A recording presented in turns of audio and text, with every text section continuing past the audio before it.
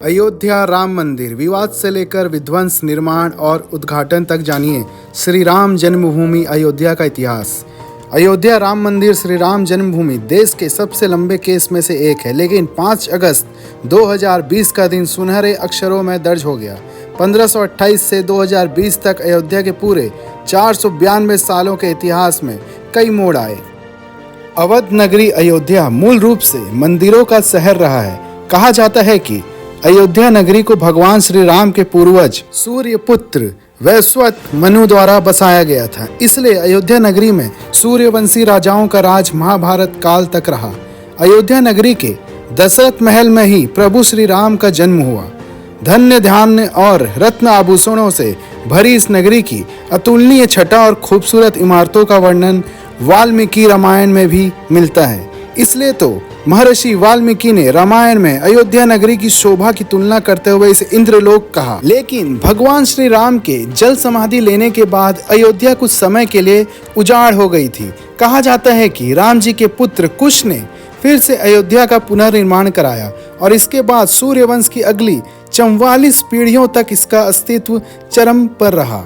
इसके बाद महाभारत काल में हुए युद्ध के बाद भी अयोध्या फिर से उजाड़ हो गई। पौराणिक कथा कहानियों के अनुसार प्राचीन काल में भगवान श्री राम के जल समाधि लेने के बाद और महाभारत युद्ध के बाद अयोध्या के उजाड़ होने और फिर से बसने का वर्णन मिलता है। लेकिन श्री राम जन्मभूमि अयोध्या और यहाँ बने श्री राम मंदिर को एक नहीं बल्कि कई बार आक्रमणों का सामना करना पड़ा। अयोध्या को नष्ट करने के लिए मुगलों द्वारा कई अभियान भी चलाए गए।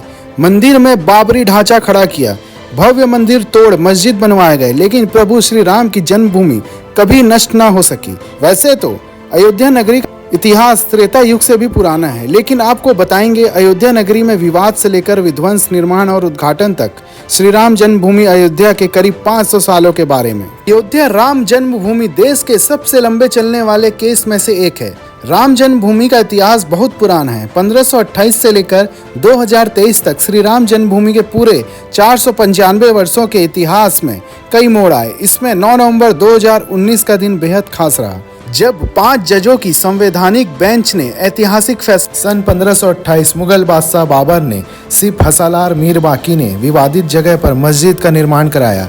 इस स्थान को लेकर हिंदू समुदाय के लोगों द्वारा यह दावा किया कि यहाँ भगवान राम की जन्मभूमि है और इस स्थान पर एक प्राचीन मंदिर भी था। हिंदू पक्ष ने लोगों को मस्जिद में बने 3 गुंबदों में एक गुंबद के नीचे भगवान राम का जन्म स्थान बताया। 1853 से 1949 श्री राम जन्मभूमि जहां मस्जिद का निर्माण किया गया, वहां के आसपास के कई स्थानों पर पहली बार 1853 में दंगे हुए।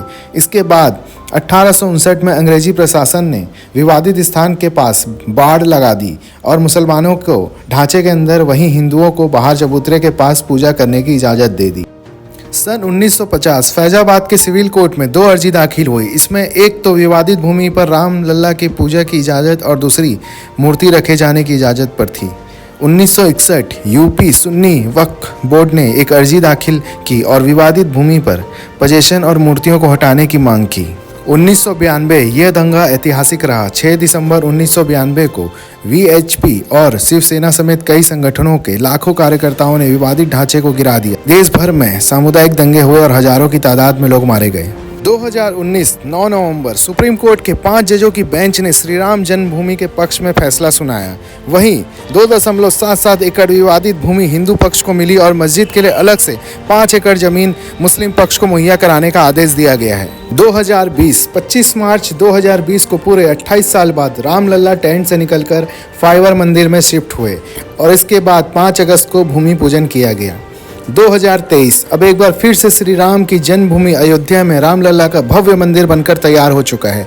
22 जनवरी 2024 को राम लल्ला के भव्य मंदिर का अभिषेक होगा। इस तरह से सालों साल चले इस विवाद का अंत होगा और राम लल्ला की पूजा आराधना की जाएगी।